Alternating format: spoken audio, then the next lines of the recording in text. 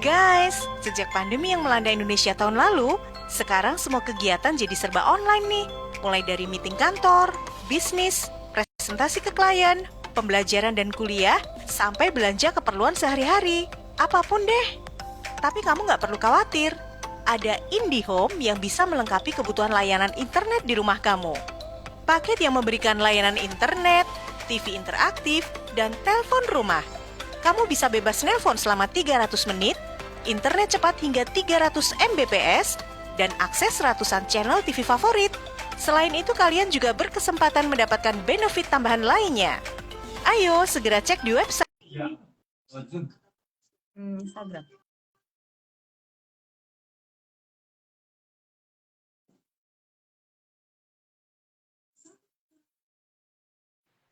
Yuk, rekan Assalamualaikum. Waalaikumsalam. Ditunggu sebentar ya Mbak Winnie ya. Siap, Mbak Ulfi. Ya. juga banyak sekeliling kita yang tidak cakap atau tidak pandai dalam memberikan nasihat. Perihal nasihat, Rasulullah sallallahu alaihi wasallam bersabda, "Ad-dinu nasihah kulna liman qala lillahi wali kitabihi wali rasulihi wali atimmatil muslimina wa ammatihim." Dari Abu Ruqayyah Tamim bin Aus Ad-Dari radhiyallahu an bahwasanya Nabi sallallahu alaihi wasallam bersabda, agama itu adalah nasihat. Kami bertanya, bagi siapa? Beliau menjawab, bagi Allah, kitabnya, rasulnya, pemimpin-pemimpin umat Islam, dan umat-umat Islam pada umumnya. Riwayat Muslim. Rekan data, tentu saja setiap kita, karena kita adalah manusia, makhluk yang tidak sempurna, tempatnya salah dan lupa, maka untuk bisa kita tumbuh dan berkembang dengan baik dan mencapai kesuksesan, tentu kita harus bersikap terbuka. Dan salah satu karakter bersikap terbuka adalah kemauan kita untuk menerima nasihat. Agama itu tegak dengan nasihat. Dan yang paling butuh nasihat adalah yang berada pada posisi, tentu saja pada posisi atasan kita, atau yang memiliki kekuasaan, atau siapa saja sebetulnya. Tapi bahwa orang-orang yang berada pada puncak kekuasaan, orang-orang yang diberi otoritas, apakah dia seorang guru, ataupun seorang pimpinan dari sebuah perusahaan, itu adalah posisi-posisi di mana dia sesungguhnya membutuhkan banyak nasihat. Nah, proses nasihat, dalam sebuah proses nasihat, apa yang diperlukan? Yang pertama adalah al-ikhlas mutabadil. Harus memiliki keikhlasan dari dua belah pihak. Nasihat dan yang diberi nasihat.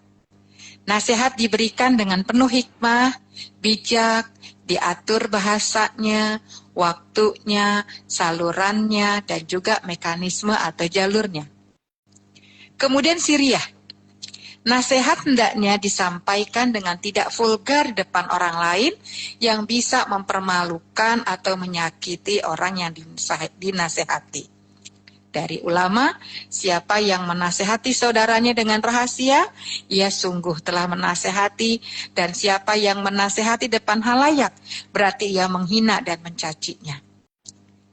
Memberi nasihat juga tidak harus segera atau saat itu juga. Nah, rekan data, marilah kita menjadi pribadi-pribadi yang terbuka, marilah kita bisa terus tumbuh dan berkembang ke arah kebaikan, dengan kesiapan kita untuk menerima nasihat. Dakta Radio, bijak dan cerdas.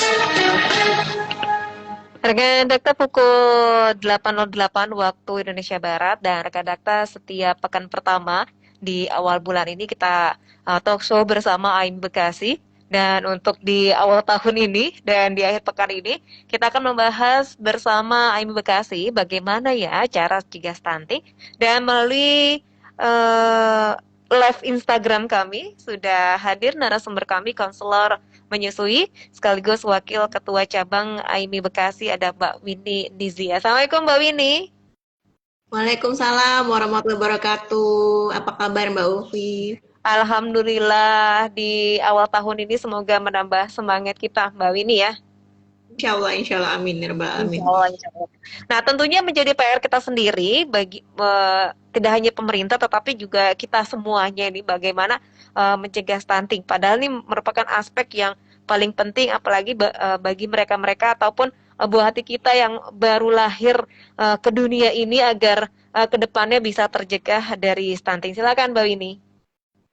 Iya, selamat pagi rekan data. Assalamualaikum warahmatullahi wabarakatuh. Selamat hari Ahad. Memasuki 2002, semoga tambah semangat.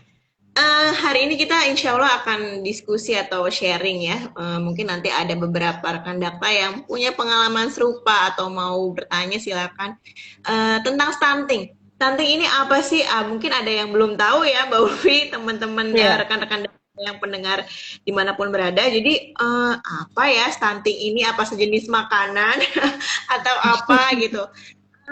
Padahal stunting ini baik di Indonesia maupun di belahan dunia manapun itu kayaknya sekarang lagi hits ya, lagi sangat di concern untuk dibahas di mana-mana.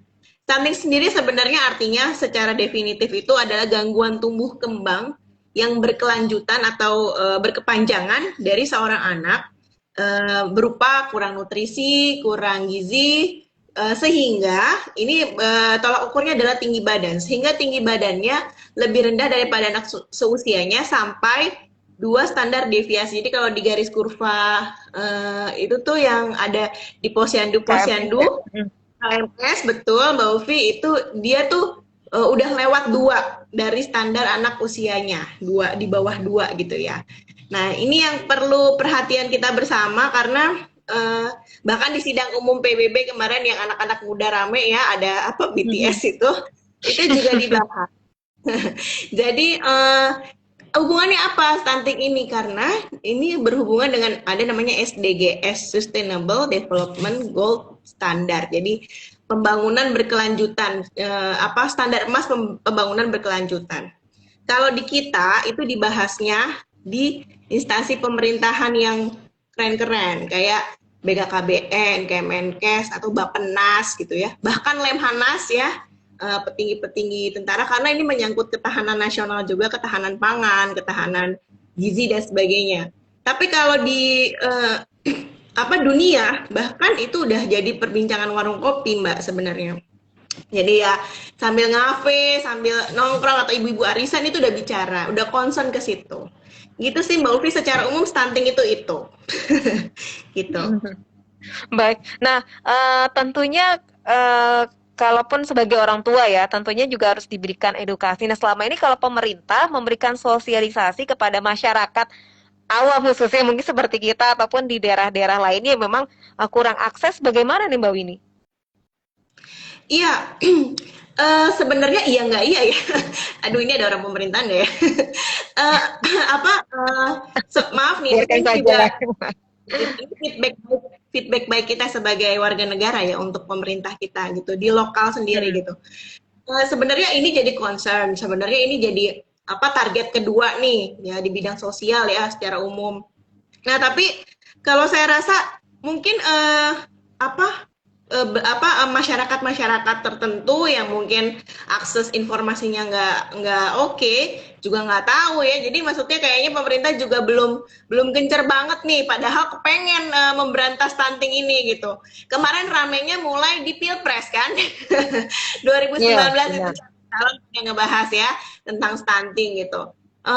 Padahal ya benar kata Mbak Ulfi, sebagai orang tua kita yang paling duluan bisa mengassess anak kita kan, menilai ini kayaknya bukan gendut ya. Kalau gendut itu jadi apa sih, sebaiknya tuh anak-anak tuh bukan dikejar gembulitanya ibu-ibu, tapi tinggi badannya juga dihitung gitu.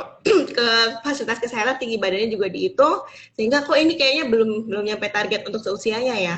Karena kalau sudah di atas 2 tahun itu tidak bisa dikoreksi lagi. Jadi 1000 HPK, 1000 hari pertama kehidupan dimulai dari hamil itu sudah harus diperhatikan gitu Mbak Ufi. Sayangnya kan kita ini apa ya, di Indonesia ibu-ibu hamil juga kadang-kadang nggak well planned ya. Sebelum menikah ibu-ibu remaja kita tidak menyiapkan tubuhnya, gizi badannya dengan baik misalnya, sehingga anaknya nanti lahirnya mungkin anemia juga gitu. Terus akhirnya ya seperti lingkaran setan ya, muter di situ-situ gitu. Padahal tidak cukup hanya dengan pemberian sesaat saja, karena ini berjangka panjang gitu, Mbak Ulfi. Baik. Nah, tentunya kalaupun peranan AIMI, bagaimana ini Mbak untuk memberikan edukasi terkait dengan stunting kepada masyarakat?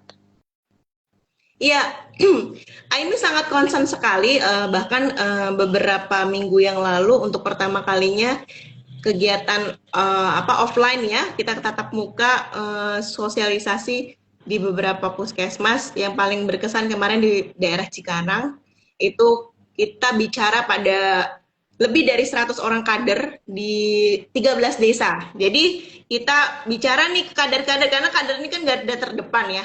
Nggak semua kan punya gadget ya Mbak Ufi, walaupun sekarang masanya masa teknologi. Cuman ada juga ibu-ibu yang mungkin ekonominya menengah ke bawah, itu mungkin dengerinnya kata Bu RT-nya, dengerinnya kata kader posyandu ya.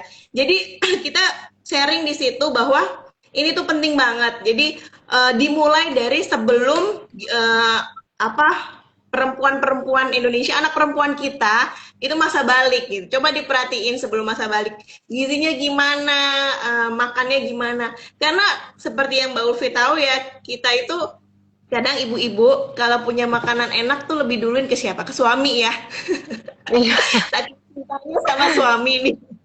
Ayah, abi gitu. Ini ada makanan enak, ada makanan bergizi gitu. Ada punya daging, misalnya hewan kurban atau apa. Yang didahului adalah suami. Nggak salah sih, mungkin karena si ayah adalah pencari nafkah supaya tambah strong gitu ya.